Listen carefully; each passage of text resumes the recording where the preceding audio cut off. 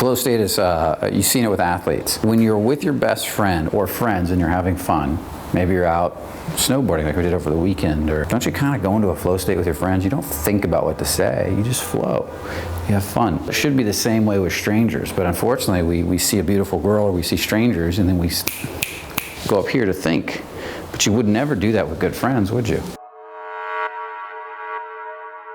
Flow state is the natural state of being when there's no anxiety, there's no crap between you. And guys that are really good with women go right into a flow. Hi. And they don't think anymore. They're not analyzing the words. The words are being fed to them by their body, by their gut, by feeling. You used to ride motorcycles professionally, right? You're feeling every piece of it, right? If you're doing good, you're feeling it. Probably when you're really doing good, you're thinking the least. And that's true with almost anything. When you're really doing good, you're not thinking much. And how do you solve the problem of thinking? What is that? And because that's what we want to fix. We want to get you into flow state. So you solve the problem of thinking. If you think of your body as energy, like 100. Just imagine there's 100 wires coming into your head, giving you energy. And what happens is the brain waves, your brainwave activity gets sped up so fast that it's eating up most of that electricity, that energy. I'm not talking about literal electricity, but it's just, your head is spinning and it's creating one thought, creates another thought, creates another thought, creates another thought. But where do emotions come from? Emotions come from the body. They're a chemical response in the body, and you feel emotions in the body, right? You don't feel them in your brain, right? If you're going to meet somebody and have a good time, when you go out with your friends, when you go out with people you like, are you not, when you're not thinking and you're flowing, are you not relating emotionally to each other? You're sharing laughter, you're sharing sadness, you're sharing fun, right? Isn't that what women are doing when they're gabbing? You can't really do that from your head, can you? You have to feel emotions. So you have to be feeling, that energy has to be going down into the body, into the gut, which a lot of people are referring to as the second brain today. These days, there's books written on it, how the gut is another brain. It's another, it communicates basically back and forth. I don't know if it's through neural peptides or how it works, but basically this is your instinctual brain and this is your thinking brain.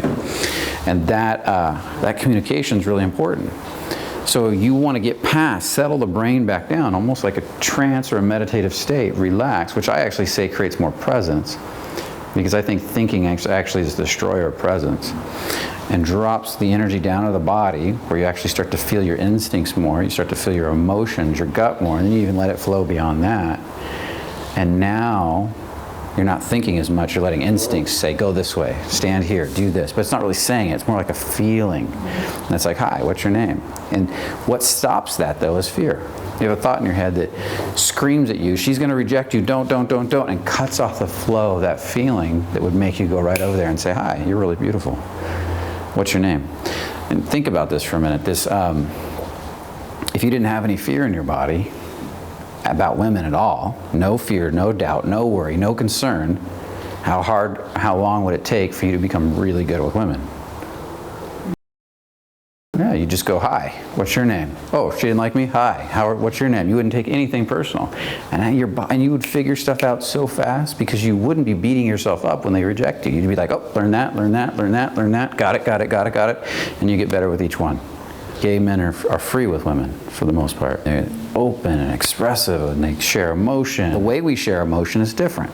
Women share emotion like this. Big explosion of emotion, right? Now here's emotion everywhere. I'm gonna throw it against the wall. We're gonna gab and it's gonna fly back and forth. You've all seen that, right? Men, we're more penetrating. If you do what women do, yeah, you'll become one of the women. That's what gay guys typically do.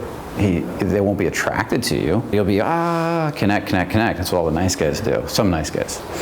But if you do what men do that are attracted to women, is we share emotion, but we penetrate.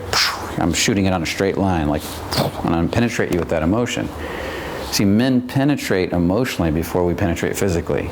If we're good with women, I'm going to penetrate. Hi, what's your name? And I'm going to let that energy come across on a straight line and bust right through her big, like picture this big, all this emotion coming out of her this way and everywhere. And then we cut right through it, penetrate through it, and touch the girl on the other side of all that emotion, the beingness, the human. Bam, hi. And I'm not going to let this get in the way of this. And by me going through here and doing this, I just penetrated her energetically. And then she says, wow, that's sexy. And that doesn't mean you're constantly 100% like this the whole night. Yeah, that would get weird. And you got to pull back, relax a little, and every once in a while you connect. And it's a dance with those energies, okay? But you're primarily on one side, she's primarily on the other. This doesn't mean she can't penetrate you too, but she's primarily on this open side and you're primarily on the penetrating side. Like a left, right hand. That's how you create flow. It's that getting down here, allowing yourself to feel, allowing yourself to have that dance of emotion. Instead of going up here to analyze it. You let your body tell you how to move. You don't tell your body how to move. And you trust. And at first, even if you trust, because you're unpracticed, you will screw it up. Because you'll be all over the place. But it will quickly learn. And you got to start owning your anxiety. Owning it, owning it, owning it, owning it.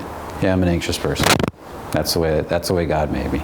But you know what? If you can do that, it will start going away faster and faster and faster.